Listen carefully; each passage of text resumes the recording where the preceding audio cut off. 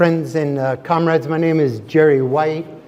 I'm a writer for the World Socialist website who had the opportunity, along with our cameraman there, to interview Rene in January 2024. Now, we're certainly gathered here to honor Rene's life, and this was a life that was so profoundly shaped by history, and until his last breath, Rene was committed to transforming history. We at the World Socialist website and the Socialist Equality Party first became aware of Rene during the protest in front of the Holocaust Memorial Center in Farmington in December 2023, where he and others denounced the US-backed Israeli genocide of the Palestinian people. Shortly afterwards, we contacted Rene and had a rich, though all too brief, relationship. This included the video interview in January 2024, in which he recounted his experiences as a hidden child and Holocaust survivor, while his family members who remained in Poland perished in the Nazi death camps. Rene's father, who died fighting the German invasion of France, ensured that his son was protected by a left-wing family living in the outskirts of Paris. These experiences shaped Rene's life, and after coming to the United States, his response to the civil rights movement, the Vietnam War, and the struggles of the working class in Detroit, which he made his home. He was deeply familiar with the role of the big lie in history.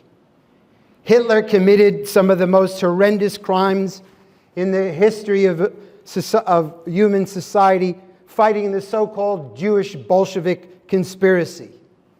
The McCarthyite crusade against communism was used to justify US invasions and CIA coups. The imperialist plunder of Iraq was carried out under the name of defending the world from weapons of mass destruction.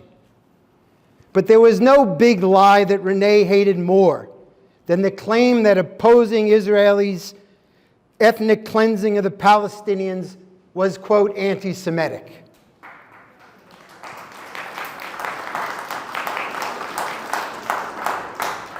David North, the chairman of the International Editorial Board of the World Socialist website and the author of The Logic of Zionism, From Nationalist Myth to the Gaza Genocide, put it this way in a recent statement: "The biggest lie of all is the claim that opposition to Israel's genocidal war against the population of Gaza is anti-Semitic.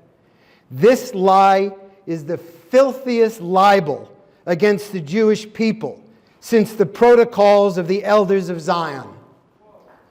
It asserts, for all intents and purposes, that the defining characteristic of a Jew is support for the killing of Palestinians.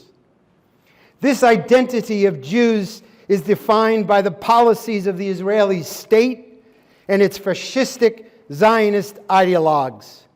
Anti-Semites are all those, including and especially Jews, who oppose genocide.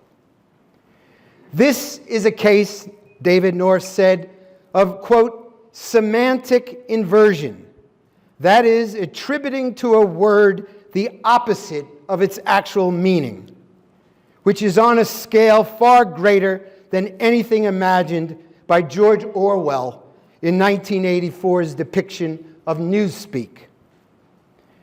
Now, Rene stood firmly against that inversion.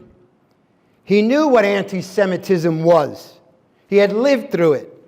And he would not allow the truth to be turned on its head to serve the interests of war and imperialism.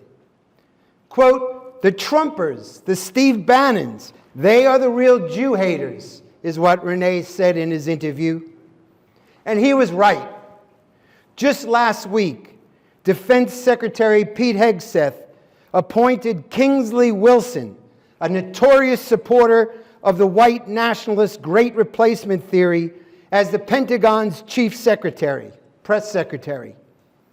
Wilson has long supported the lynching of Leo Frank, the Jewish factory superintendent in Georgia who was falsely accused of rape and murder in 1915, dragged from jail by an anti-Semitic mob and hanged from a tree. Rene was not swayed by media campaigns or political pressures. He saw how this lie was being used to criminalize dissent, especially among students and youth. He saw how the Biden administration had deployed this falsehood to silence protests, revoke visas, and send in the police to shut down university demonstrations. In other words, laid the groundwork for exactly what Trump is doing now. Rene also understood from history that moral appeals to the imperialist backers would not stop genocide. Quote, Biden, Harris, and the Democrats, he said, have just as much blood on their hands as Trump and the Republicans. He